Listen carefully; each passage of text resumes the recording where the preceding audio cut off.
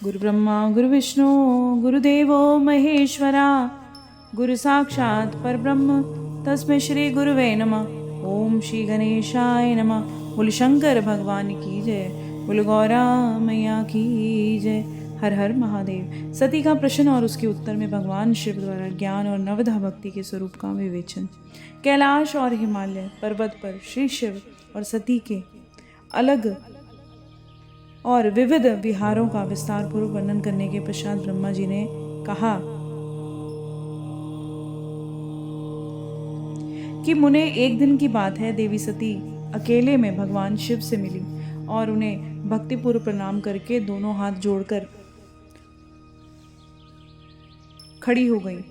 प्रभु शंकर को पूर्ण प्रसन्न जानकर उनको भगवान शंकर को वो सोचने लगी, आज तो शंकर भगवान बहुत प्रसन्न है, खुश हैं और अच्छे मूड में बैठे हैं। ऐसा जानकर नमस्कार करके उनसे बड़े विनीति भाव से, बड़े प्यार से खड़ी हो गई और दक्ष कुमारी सती भक्ति भाव से अंजलि बांधकर बोलती हैं, हाथ जोड़कर बोलती हैं। सती कहती हैं, देव देव महादेव करुणा सागर प्रभु दीन बंधु परायण महायोगिन, मुझ पर कृपा कीजिए। आप परम पुरुष हैं, सबके स्वामी हैं, रजोगुण सत्वगुण तमगुण से भी परे हैं, निर्गुण भी हैं और सगुण भी हैं, सबके साक्षी हैं, निर्विकार हैं, महाप्रभु हैं। हर मैं धन्य हूँ जो आपकी कामिनी अर्थात आपकी पत्नी और आपके साथ विहार करने वाली आपकी प्रिया बनी हूँ स्वामी। आप अपनी भक्त वत्सलता कि आप अपने भक्तों के प्रति जो प्रेम रखते हैं उससे प्रेरित होकर मेरे पति हुए हैं। नाथ, मैंने बहुत वर्षों तक आपके साथ विहार किया है। महेशान, इससे मैं बहुत संतुष्ट हुई हूँ। मेरा मन उधर से हट गया है।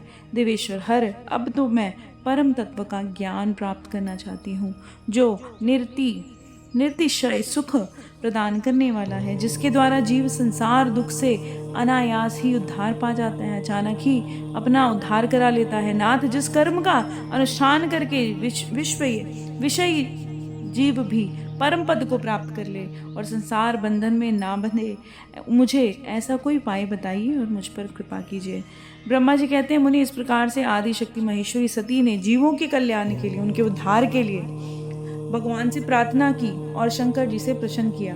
तब उनके उस प्रश्न को सुनकर अपनी इच्छा से शरीर धारण करने वाले, योग में रहने वाले, भोग से विरक्त चित्त वाले स्वामी शिव ने प्रसन्न होकर सती से कहा। शिव बोलते हैं, देवी दक्षिणंदिनी महेश्वरी, सुनो, मैं परम तत्व का वर्णन करता हूँ, जिसे वासनाबद्ध जीव तत्काल मुक्त हो जाते हैं। जो वासना में लिप्त रहते हैं, हर वक्त उनको कुछ पाने की इच्छा ही रहती है, ऐसे वासना में जो सारे जीव हमेशा पड़े ही रहते हैं, ऐसे जीवों को मुक्त कर सकता है परमेश्वरी। तुम विज्ञान को परम तत्व जानो और विज्ञान यह है कि जिसके उदय होने पर मैं ब्रह्म हूँ, ऐसा दृढ़ निश्चय हो जाता है। जब इंसान का विज्ञान ऐसा जागृत हो जाता है कि उसे पता चल जाता है कि शिव ब्रह्म है, ऐसा दृढ़ निश्चय हो जाता है, ब्रह्म के सिवा दूसरी किसी वस्तु का स्मरण नहीं आता, फिर उसे किसी चीज़ की इच्छा नहीं रहती, सिर्फ मेरे अलावा। उस विज्ञानी पुरुष की बुद्धि सर्वथा शुद्ध हो जाती है। प्रिय, वह विज्ञान दुर्लभ है और त्रिलोकी में उसका ज्ञाता कोई विरला ही है।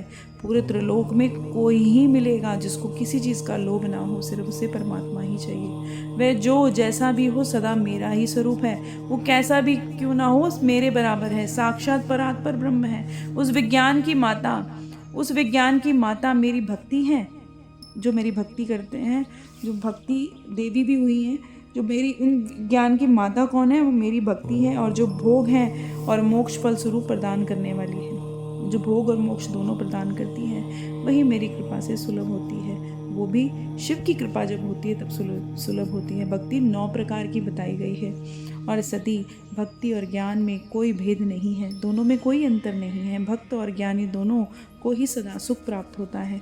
जो भक्ति का विरोधी है उसे ज्ञान प्राप्ति कभी भी नहीं होती। उसमें भक्ति नहीं है तो उसे ज्ञान प्राप्ति नहीं हो सकती। यदि मैं सदा भक्त के अधीन रहता हूँ, भक्ति के प्रभाव से ही जातिहीन नीच मनुष्यों के घर भी चला जाता हूँ, इसमें कोई संशय नहीं, इसमें कोई डाउट नहीं है। सती, ये भक्ति 2 प्रकार की है।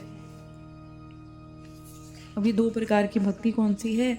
सगुना और निर्गुना, जो वैधि शास्त्र विधि से प्रेरित है, स्वाभाविकी हृदय से सहज और अनुराग से प्रेरित है वो भक्ति होती है। वह श्रेष्ठ है इसमें भिन्न जो कामना मूलक भक्ति है, जिसमें कोई कामना नहीं है, जो स्वभाव से हृदय से परमात्मा से प्रेम करते हैं, उनके लिए अनुराग करते हैं, उनको याद करके रोने लग जाते हैं, वो श्रेष्ठ भक्ति है। और जो कामना मूलक भक्ति है, किसी कामना की वजह से उनको ध्याते हैं और निम्न कोटि की, छोटी कोटि की मानी जाती है। जो पूर्वोक्त सगुना और निर्गुणा ये दो प्रकार की भक्तियाँ, निष्ठ की और अनिष्ठ की, वेद से भी भेद वाली, दो भेद वाली हैं। निष्ठ की 6 प्रकार की जानी चाहिए और अनिष्ठ की 1 प्रकार की भक्ति गई है। विद्वान पुरुष विहिता अविहिता आदि भेद से उन्हें अनेक प्रकार के मानते हैं। इस प्रकार से द्विविध भक्तियों के बहुत सारे भेद और प्रभेद होने के कारण इसके तत्व का अत्यंत वर्णन किया गया है। अब इसको थोड़ा समझना कठिन है। प्रिय मुनियों ने सगुना और निर्गुणा दोनों भक्तियों के 9 अंग बताए हैं। वो 9 अंग कौन से हैं वो सुनिए। मैं उन 9 अंगों का वर्णन करता हूँ, प्रेम से सुनो। शिव कह रहे हैं मैं 9 अंगों का वर्णन करता हूँ, वो भक्ति किस प्रकार की होती है सब सुने, तुम प्रेम से सुनो। देवी सुनना, श्रवण करना, सुनना, कीर्तन करना, स्मरण करना, परमात्मा को याद करना और उनकी सेवा करना, अपने आप को दास समझना, अर्चना करना, उनकी पूजा अर्चना करना, सदा मेरा ही वंदन करना, सिर्फ उनका नाम जपते रहना, उनका ध्यान करते रहना, उनका ही वंदन करते रहना, संख्य और आत्मसमर्पण, अपने आप को उनको सौंप देना, ये सब विद्वानों ने भक्ति के 9 अंग माने हैं। शिव भक्ति के उपांग भी बहुत सारे बताए गए हैं और उसके उपअंग भी बताए हैं। देवी अब तुम मन लगा कर मेरी भक्ति के पूर्वक 9 अंगों की अलग अलग लक्षण सुनो। वे लक्षण भोग और मोक्ष प्रदान करने वाले हैं। जो स्थिर आसन में बैठकर अपने, जो एक आसन बिछाकर स्थिर आसन पर, कि एक ही जगह पर एक आसन रख लें, जो रोज वहीं बैठना है, बैठकर तन मन आदि से मेरी कथा कीर्तन आदि का नित्य सम्मान करता हुआ, रोज सम्मान करता हुआ, उनकी रोज कीर्तन और कथा सुनता हुआ प्रसन्नता पूर्वक अपने श्रवण पुटों से उसके अमृतोपम रस का पान करता है। मतलब उनकी कथा सुनते हुए जो उनके अमृत रस का पान करता है, उसके इस साधन को श्रवण कहते हैं। जो उसको आनंद अमृत की तरह लगता है और उसको सुनता रहता है एक ही जगह पे बैठकर और रोज उस कथा को सुनता है, उस रस का पान करता है, उसे साधन श्रवण कहते हैं। जो हृदय काश के द्वारा मेरे दिव्य जन्म कर्मों का चिंतन करता है कि मैंने कब कब कौन कौन सा अवतार किया, कब कब किसका उद्धार किया, उसके बारे में सोचता है, चिंतन करता है, वह प्रेम से वाणी द्वारा उसका उच्च स्वर से उच्चारण करता है, तो अपनी वाणी द्वारा उनका जोर जोर से नाम पुकारता है, उसके इस भजन साधन को कीर्तन कहते हैं। और देवी मुझ नित्य महेश्वर को सदा सर्वत्र व्यापक जानकर जो संसार में निरंतर निर्भय रहता है और जो मुझ पर इतना विश्वास रखकर कि मैं हमेशा उसके साथ हूँ और अब निर्भय होकर रहता है, उसे कोई किसी चीज़ की चिंता नहीं होती, निर्भय रहता है, निडर रहता है, भय नहीं करता, उसी को स्मरण कहते हैं। अरुणोदय जब सूर्य उदय होता है से लेकर हर समय सेव्य की अनुकूलता का ध्यान रखते हुए सेवक बनकर उसी अनुकूलता का ध्यान रखते हृदय इंद्रियों में जो निरंतर सेवा की जाती है, अपने हृदयों से और अपनी इंद्रियों से जो सेवन होता है वह सेवन नामक भक्ति है। जो अपने शरीर की इंद्रियों को, अपने मन को, अपनी बुद्धि को हर तरफ परमात्मा के ही चरणों में लगाए रहता है, वो सेवन भक्ति है। अपने को प्रभु का किंकर समझकर, पत्थर समझकर, उनके चरणों की धूल समझकर हृदय अमृत के भोग से स्वामी का सदा प्रिय संपादन करता है, वह अपने स्वामी का सदा संपादन करता है और दास्य कहलाता है। अपने धन वैभव के अनुसार शास्त्र विधि से जो मुझ परमात्मा को सदा पाद्य आदि 16 उपचारों से मुझे समर्पण करता है, जो भी वस्तुएं अपने जितना धन है आपके पास धन वैभव के अनुसार जो परमात्मा को समर्पित करता है उसे अर्चन कहते हैं। मन से, ध्यान से, वाणी से, वंदनात्मक मंत्रों से, उच्चारण पूर्वक 8 अंगों से भूतल का स्पर्श करते हुए जो इष्ट देव को नमस्कार किया जाता है उसे वंदन कहते हैं। ईश्वर मंगल और अमंगल जो भी कुछ करता है वह सब मेरे मंगल के लिए करता है, ऐसा दृढ़ विश्वास रखना संख्य भक्ति का लक्षण है कि जो उसके साथ चाहे बुरा हो रहा हो या भला हो रहा हो, वो ये सोचता है कि जो भी मेरे साथ हो रहा है भगवान ने मेरा भला ही किया है, उसे संख्य भक्ति कहते हैं। और देह आदि जो कुछ भी अपनी कही जाने वाली वस्तु है, सभी भगवान की प्रसन्नता के लिए उन्हीं को समर्पित कर देता है कि उन्हीं के निर्वाह के लिए कुछ बचा कर ना रखना और निर्वाह की चिंता से रहित हो जाना आत्मसमर्पण कहलाता है। आत्मसमर्पण भक्ति कौन सी होती है? जिसके अंदर उस जो भी कमाता है, कुछ भी है, सब शिव को सौंप देता है और अपने लिए कुछ ना बचाकर सब उनकी सेवा में लगा देता है और ये भी नहीं सोचता कि मेरे लिए क्या बचा है।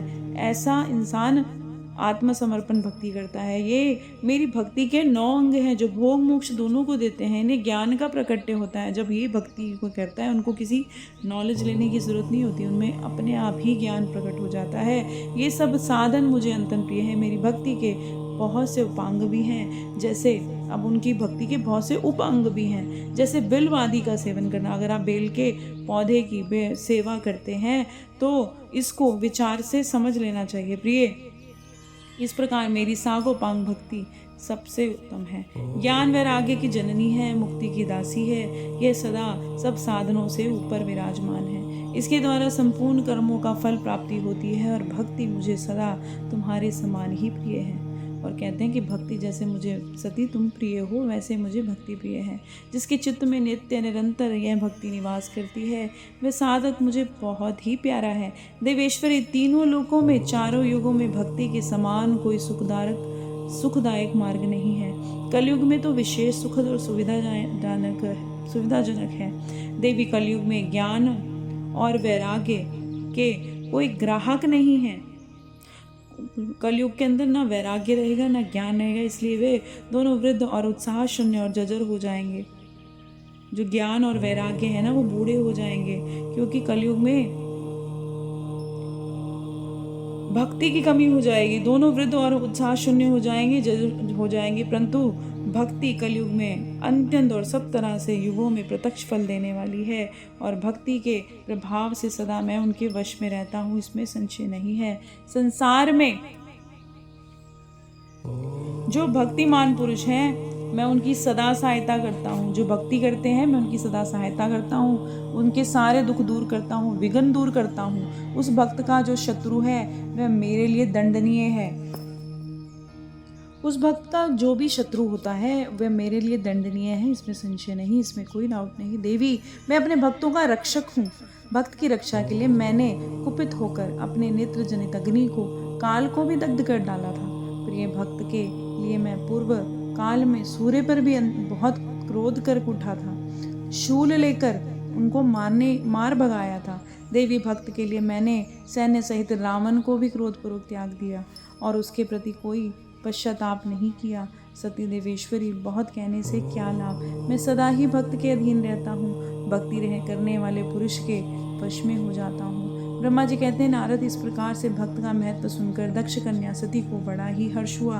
उन्होंने बहुत प्रसन्नता पूर्वक भगवान शिव को मन ही मन प्रणाम किया और मुनि सती ने फिर से भक्ति कांड विषयक शास्त्र के विषय में भक्ति पूर्वक पूछा।